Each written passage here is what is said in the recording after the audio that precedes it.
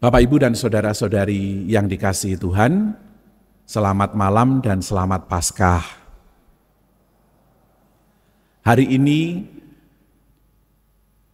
dalam kesaksian tentang kebangkitan Tuhan Yesus yang dibacakan dari Injil Lukas, kita melihat sesuatu yang sungguh-sungguh janggal, akan tetapi ini yang menjadi bukti situasi bagaimana para murid berproses untuk mengerti bagaimana kebangkitan Yesus sungguh terjadi. Dalam perjalanan ke Emmaus, dua murid Yesus tidak mengenali Yesus. Pada saat mereka berjalan lalu berjumpa dengan Yesus, mereka kemudian berbicara dengan Yesus, tetapi yang dibicarakan adalah Yesus sendiri. Artinya apa? Dua murid ini ngerasani tentang Yesus, tetapi yang diajak ngerasani Yesus sendiri. Nah ini peringatan untuk kita ya, jangan terbiasa ngerasani orang, nanti jangan-jangan yang kita rasani adalah yang kita ajak rasan-rasan. Situasinya kedua murid ini dijumpai Yesus dalam perjalanan, ya, Yesus yang bangkit menemui mereka dan bertanya kepada kedua murid ini, apa yang sedang kamu bicarakan sehingga engkau kelihatan sedih? Lalu dua orang ini, yang salah satu Kleopas, lalu berkata kepada Yesus yang tidak mereka kenali, apakah engkau tidak tahu? Apakah engkau orang asing di Yerusalem sehingga tidak tahu apa yang sedang, kalau dalam bahasa sekarang, apa yang sedang viral di Yerusalem sekarang ini? Apa yang sedang heboh dibicarakan? Lalu Yesus bertanya, apa itu? Dan mereka bercerita, ya, tentang bagaimana Yesus yang mereka yakini sebagai nabi, sebagai anak Allah yang mereka harapkan membebaskan bangsa Israel karena apa yang diajarkan dan dihidupi serta dilakukannya sungguh-sungguh menjadi bukti karya Allah. Ternyata orang ini diserahkan oleh para imam kepala ahli Taurat untuk dihukum mati. Dan sekarang kemudian saudara-saudara kami bersaksi bahwa Yesus hidup, bahwa Yesus itu tidak lagi ada di kuburnya dan ia bangkit.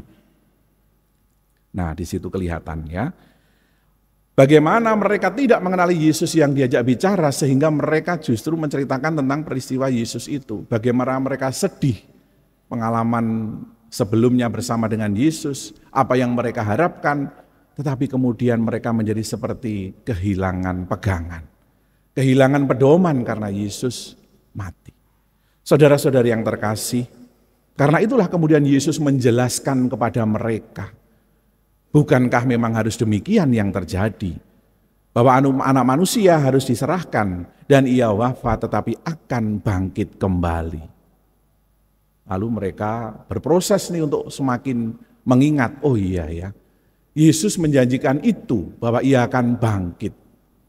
Tetapi mereka tidak juga mengenal dia.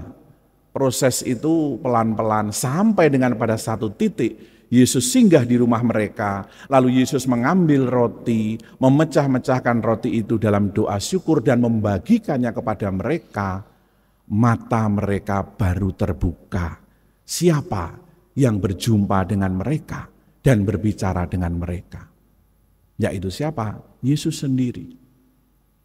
Yang membuat mata mereka kemudian menangkap bahwa ini adalah Yesus adalah peristiwa bagaimana Yesus memecah-mecahkan roti, membagikannya kepada mereka, dan itu mengingatkan mereka pada peristiwa perjamuan malam terakhir. Saudara-saudari yang terkasih, disinilah kemudian peristiwa ini, kebangkitan itu menjadi nyata. Yesus kemudian hilang di tengah-tengah mereka. Lalu mereka dikobarkan semangat mereka untuk bersaksi. Karena apa? Ia mengalami, ia melihat bagaimana Yesus yang telah wafat itu kemudian bangkit dan berjumpa dengan mereka dalam perjalanan menuju Emmaus itu. Saudara-saudari yang terkasih, berbicara apa ini dalam hidup kita dalam menghayati kebangkitan Tuhan di masa Paskah ini? Yang pertama adalah bahwa pengalaman tidak mengenali Yesus dalam perjalanan itu mungkin juga menjadi pengalaman hidup kita saat kita mengalami yang namanya kekeringan rohani. Mungkin Kita disibukkan oleh kesibukan kita sehari-hari dalam pekerjaan. Ya, kesibukan kita dalam rutinitas. Segala perkara di dunia ini membuat kita sibuk sehingga kita tidak punya waktu sedikit pun di dalam doa ataupun perjumpaan dengan Tuhan. Hidup kita mengalami kekeringan pada saat kita hanya sibuk dengan perkara-perkara dunia saja. Kemudian tidak ada waktu sedikit pun untuk kita sejenak berdoa, sejenak merenung, atau bahkan merayakan perayaan Ekaristi. Pengalaman jauh dari Tuhan adalah pengalaman yang dialami oleh kedua murid tadi pada saat mereka merasakan Yesus yang wafat. Mereka menjadi bingung, mereka menjadi gundah, mereka menjadi sulit untuk melihat bahwa sebenarnya Yesus ada di hadapan mereka. Ini juga menggambarkan bagaimana situasi kita saat kita kadang-kadang merasa Tuhan kok tidak bersama saya ya, sehingga saya mengalami kesulitan demi kesulitan. Tuhan kok tidak menyertai saya, Tuhan kok tidak menolong saya, padahal saya sudah merindukannya, tetapi tidak juga saya merasakan pertolongannya, sehingga apa? Saya mengalami kejatuhan, saya mengalami kegagalan, dan seterusnya. Kita diingatkan situasi seperti itulah yang dialami oleh para murid. Tidak merasakan dan tidak percaya penyertaan Tuhan karena Tuhan sudah wafat. Mereka tidak merasakan bahwa yang hadir di hadapan mereka, berbicara dengan mereka, mengambil roti itu adalah Yesus sendiri yang menyertai mereka. Itu menjadi juga mungkin pengalaman hidup kita masing-masing. Nah, saudara-saudari yang terkasih, bagaimana kemudian kita belajar dari apa yang dialami kedua murid tadi? Mata mereka terbuka, hati mereka terbuka, dan iman mereka dikuatkan. Pada saat apa mereka melihat Yesus memecah-mecahkan roti, mengucap syukur dan membaginya kepada mereka. Kita diajak untuk merenungkan betapa besar peristiwa itu juga bagi hidup kita, yaitu apa? Ekaristi. Perjamuan malam terakhir Tuhan Yesus mengajak kita, kenangkanlah aku dengan merayakan peristiwa ini. Artinya mengajak kita untuk terus merasakan kehadirannya, merasakan kedekatannya dengan kita, penyertaannya dengan kita, khususnya yang boleh kita timba dalam peristiwa Ekaristi.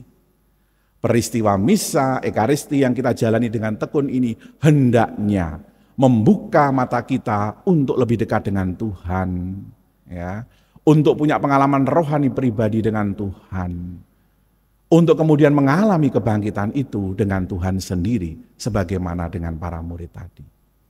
Ekaristi adalah warisan dari Yesus sendiri untuk seluruh gerejanya yang kita warisi sebagai satu gereja yang kudus, katolik, dan apostolik. Maka mari kita tekuni Ekaristi itu sebagai apa? Sebagai sarana untuk kita merasakan penyertaan Tuhan.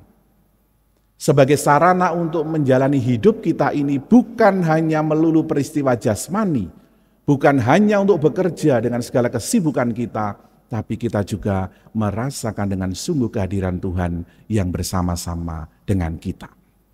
Dan kemudian hendaknya Ekaristi itu yang kita rayakan membuat kita merasakan seperti yang dirasakan para murid, yaitu apa? Semangat yang berkobar-kobar karena kebangkitan Tuhan. Digambarkan dalam Injil Yohanes, di dalam Injil Lukas yang kemarin kita dengarkan, para wanita, Maria Magdalena, Maria Yakobe, Maria Salome berangkat ke makam Yesus pagi-pagi buta. Menunjukkan apa? Ketekunan. Menyambut kebangkitan itu dengan semangat yang luar biasa. Maka digambarkan oleh Injil mereka berlari menemui para murid. Hari ini kita juga disaksikan oleh dua murid yang dalam perjalanan ke Emmaus.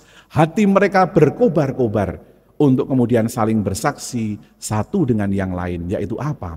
Kami menjadi saksi akan kebangkitan Tuhan. Mari saudara-saudara yang terkasih, kita hidupi, kita imani, dan juga kita rasakan kebangkitan Tuhan itu juga menyemangati kita di dalam hidup kita masing-masing. Mungkin kita punya pengalaman jauh dari Tuhan, punya pengalaman kurang disertai oleh Tuhan dalam perjalanan hidup ini. Hari ini kita dibuka mata kita bahwa Tuhan selalu menyertai kita. Bahwa Tuhan yang bangkit itu memang tidak lagi hadir secara fisik dengan kita, muncul dalam dialog seperti halnya dengan dua murid tadi, tetapi Dia selalu menyertai kita, memberi kekuatan kepada kita, dan berjalan bersama kita. Tuhan memberkati. Amin.